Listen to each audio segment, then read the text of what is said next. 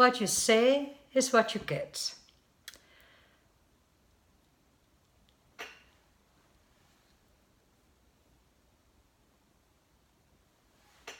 What you say is what you get. The devil is in the detail. So remember that you can change and develop in new and exciting ways, which in turn will enable you to accomplish great new things that has been impossible up to now. One last word on fixed and growth mindset. Believing in general that you can change, as you do when you have a growth mindset, is especially important when you meet changes.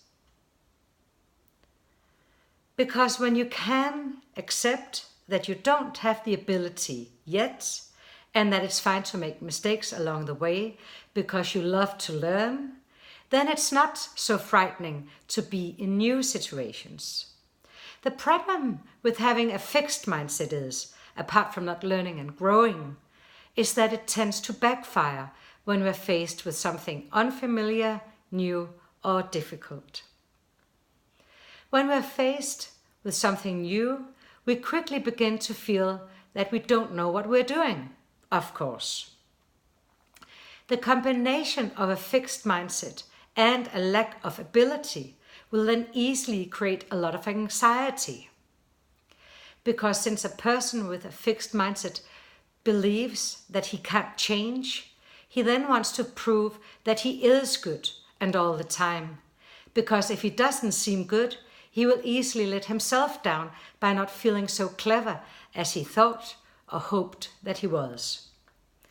Countless of studies show that nothing, I repeat, nothing interferes with performance quite like anxiety does. It is the productivity killer. So what you do want to do as a leader before anything else is to make sure that your people always feel safe. Always. And we want to build as much growth mindset as possible. This is also what Next is about. Looking out all the time for learning opportunities, accepting that we don't have the ability yet, and accepting that we will make mistakes along the way. Because when we are having a growth mindset, we will stay motivated despite of setbacks and challenges, and we can still feel safe and can therefore cope with all the new stuff that is hitting us in various ways. Wrapping up on stories. Sometimes we might cast ourselves in the role of being the victim in our story. In a way, you then design yourself to remain being stuck. The trick again is to be able to reflect about the stories we tell ourselves. Because then we can actually change the role to be the survivor instead of being the victim.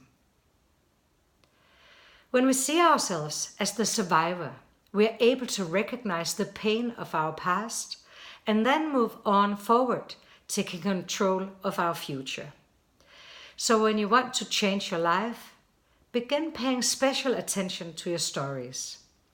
Especially look out for the stories where you blame others for something.